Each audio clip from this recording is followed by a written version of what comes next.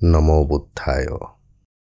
আজকে খুবই ছোট ছোট দুটো গল্প দিয়ে শুরু করব। একদিন এক রাজা অনেক দূর থেকে ঘোড়ায় চড়ে রাজমহলে ফিরছিলেন। পথে সন্ধ্যা নামতেই রাজার প্রার্থনার সময় হয়ে এলো। রাজা জঙ্গলে ঘোড়া থামিয়ে পাশের নদীতে হাত মুখ ধুয়ে এসে পবিত্রভাবে প্রার্থনায় বসলেন। চোখ বন্ধ করে প্রার্থনা শুরু করতেই কোথায় থেকে একজন মহিলা এসে রাজার সামনে দিয়ে ইতস্তত চলাফেরা শুরু করলো। মহিলাটি একবার এদিকে যায়, একবার ওদিকে যায়। রাজা গেলেন রেগে। এ কি অসভ্য মহিলা! প্রার্থনার সময় কারো সামনে দিয়ে কি এভাবে চলাফেরা করে? প্রার্থনা শেষ করে রাজা সেই মহিলাকে সেনাপতিকে দিয়ে ডেকে পাঠালেন। প্রচণ্ড রেগে গিয়ে মহিলাটিকে বললেন, এ কেমন অসভ্যতা! আপনি দেখছেন না আমি এখানে বসে প্রার্থনা করছি, আপনি তখন থেকে আমার সামনে দিয়ে যাতায়াত করছেন? মহিলাটি বলল, প্রণাম রাজা মহাশয়, কিছুক্ষণ আগে আমার মা এই জঙ্গলে পথ ভুলে হারিয়ে গিয়েছে। আমি আমার মাকে খুঁজছি। আমি আপনাকে এবং আপনার সঙ্গী সাথী কাউকেই দেখতে পাইনি। আমি শুধু আমার মাকেই খুঁজছি। আমার মনে আমার মা ছাড়া আর কিছুই নাই। কিন্তু আপনি যে বলছেন আপনি চোখ বন্ধ করে ঈশ্বরের প্রার্থনা করছিলেন, তার মানে আপনিও তো মন থেকে ঈশ্বরকে খুঁজছিলেন। তাহলে আপনি আমাকে দেখলেন কিভাবে? হে রাজা মহাশয়, আপনি যদি সত্যিই প্রার্থনা করতেন, সত্যিই ঈশ্বরকে খুঁজতেন, তাহলে আপনিও আমার মতন আগে পিছে আশেপাশে কিছুই দেখতে পেতেন না। দ্বিতীয় গল্প। একদা এক বৃদ্ধ দম্পতি অর্থ সম্পদ, বিষয় আশয়, প্রত্যাশা এবং মায়া ত্যাগ করে সন্ন্যাস জীবন গ্রহণ করে গভীর জঙ্গলে কুঁড়ে ঘর বাঁধল। স্বামী স্ত্রী সারাদিন ধ্যান সাধনা করে। দুইজনের জীবনযাপনের জন্য সামান্য এক টুকরো জমি চাষ আবাদ করে তারা। এইভাবে পরম শান্তিতে দিন কাটছিল তাদের। একদিন জ্বালানির শুকনো কাঠ সংগ্রহের জন্য তারা দুইজনে জঙ্গলের মধ্যে দিয়ে হাঁটছিল। বৃদ্ধা স্ত্রী কিছুটা আগে আগে এবং বৃদ্ধ স্বামী কিছুটা পিছনে হাঁটছিল। হঠাৎ বৃদ্ধ স্বামী দেখতে পেল আলপথের ধারে এক জায়গায় অনেকগুলো স্বর্ণ মুদ্রা পড়ে আছে। সে দৌড়ে গিয়ে স্বর্ণ মুদ্রাগুলোকে মাটি দিয়ে ঢেকে দিল। স্ত্রী তখনও আগে আগেই হাঁটছে, সে পিছনে তাকায়নি।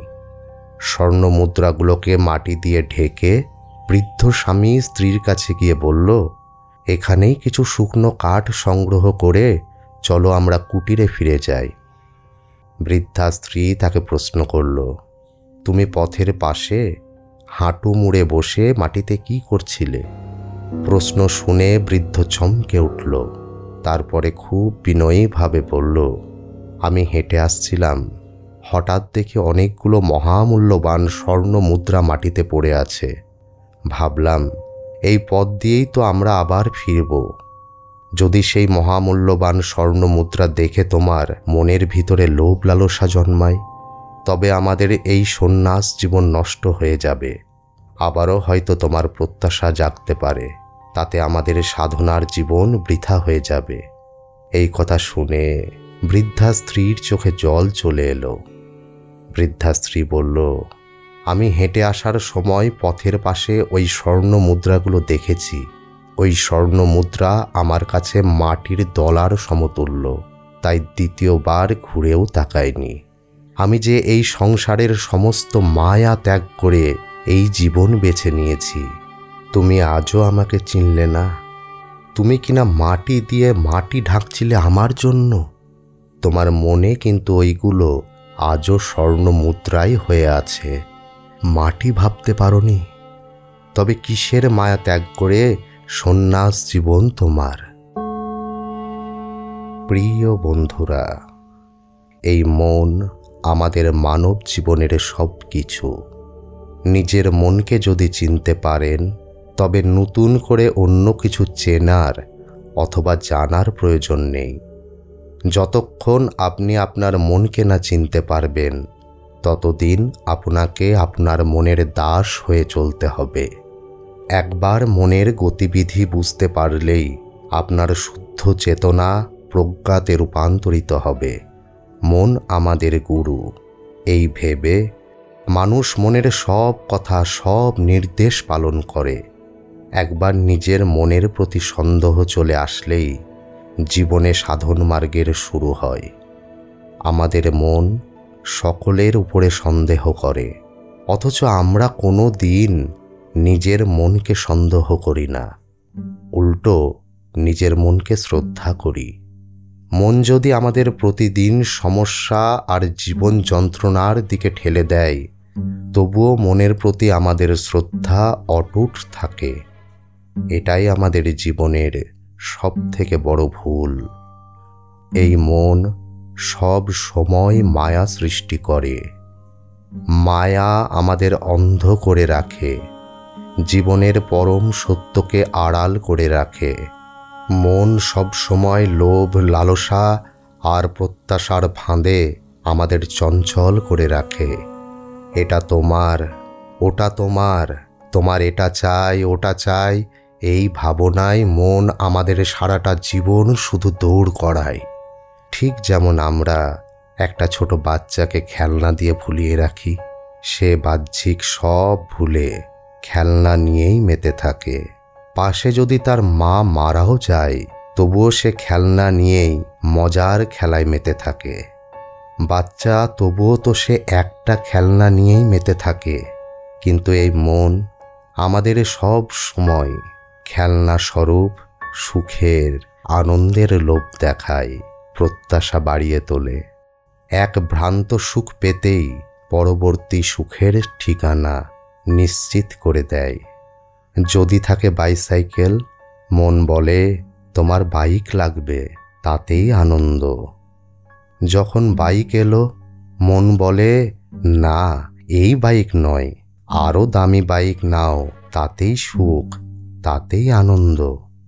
পরবর্তীতে ঋণ নিয়ে সেই দামি বাইক ঘরে আসলেও মন বলে এবারে তুমি দামি 4 চাকার গাড়ি নাও, ওতেই সুখ, ওতেই আনন্দ। এই মন সর্বদা মায়ার ভ্রমে ভুলিয়ে রাখে আমাদের। ঘর, সংসার, ক্রেডিট কার্ড, লোন, ইএমআই, বাজার মূল্য, বর্তমান পরিস্থিতি কোনো দিকেই বিচার বিবেচনা করতে সময় দেয় না। শুধু দৌড়াও মরীচিকার মতন সুখের পিছনে। এই মনের অন্যতম স্বভাব হল জীবনের সুখ দুঃখের জন্য দায়ী করে অন্যজনকে। জীবন যদি সুখের হয়ে ওঠে, মন বোঝায় তোমার এই সুখ অমুক ব্যক্তির কারণে। আর যদি জীবনে দুঃখ আসে, তবে মন বোঝায় তোমার কোনো দোষ নাই, তোমার দুঃখের কারণ তুমি নও, অন্য কেউ। কিন্তু বাস্তবে জীবনের সুখ দুঃখের একমাত্র কারণ আপনি নিজেই। আপনি যদি চান, তবে আপনার সুখ এক মুহূর্তে দুঃখে পরিণত হবে, আবার দুঃখ এক মুহূর্তে সুখে পরিণত হবে। সবটাই নির্ভর করছে আপনার বিচার বিবেচনার উপরে। কিন্তু সেই মন আপনাকে বিচার বিবেচনা করার সময় দেয় না, অন্ধ করে রাখে। আপনি যদি মনকে প্রাধান্য না দিয়ে সুখ দুঃখের মৌলিক নিজের মধ্যে কারণ খুঁজে পান, তবে আপনি পারবেন সুখ দুঃখ দুটোকেই ত্যাগ করে শুধুমাত্র শান্তিতে জীবন কাটাতে, যে জীবন সদা আনন্দময়।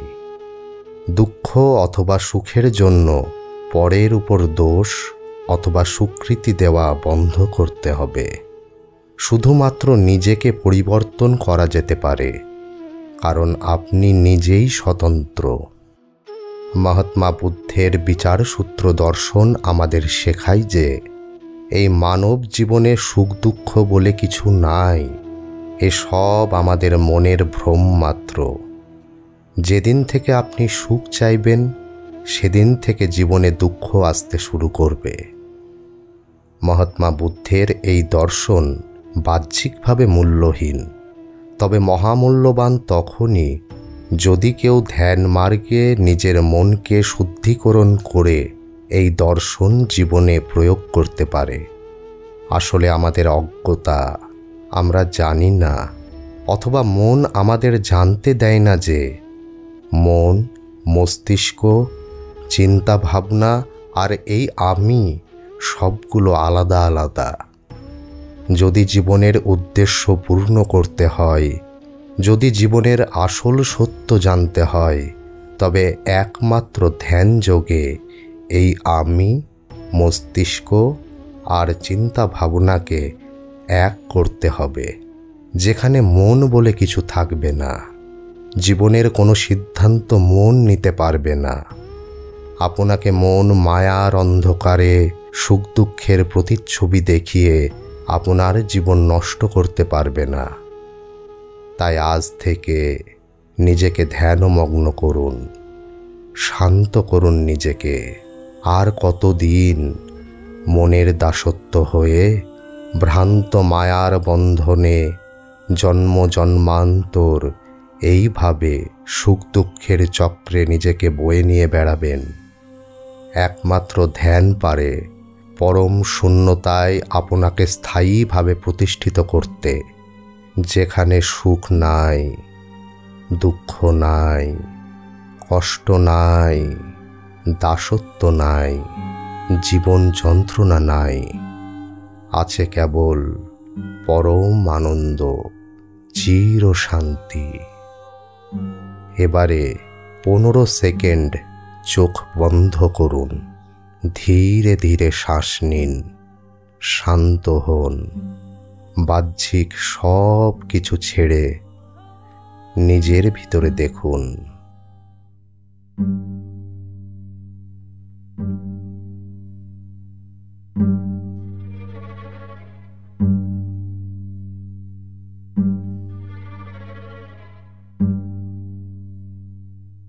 প্রিয় বন্ধুরা, আপনি আপনার মনের অজান্তেই ধ্যান শুরু করে দিয়েছেন। ধন্যবাদ। সকলের মঙ্গল হোক।